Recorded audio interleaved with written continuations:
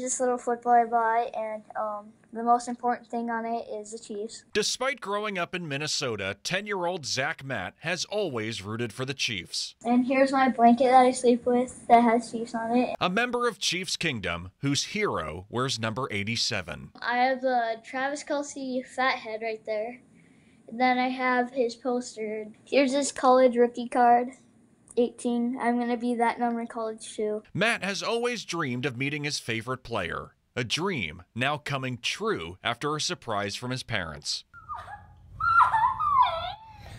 Zach, where are you going? Travis Kelce camp. A trip for Zach and his two brothers to Travis Kelce's football camp this weekend, literally bringing him to tears. And I was just like so shocked, and it was like actually happening. The video posted by Zach's mother, now seen thousands of times, including by Travis Kelce himself, who posted this response to the family. I was just like, he saw the video, he knows me, like, he's gonna be looking for me at the camp. I was like so excited. An experience Zach's mom knows will be special. I just can't wait to see the look on their little faces when we're actually there. And a special opportunity for Zach to meet his hero. I'm gonna try my best at football, try to see Travis as much as I can.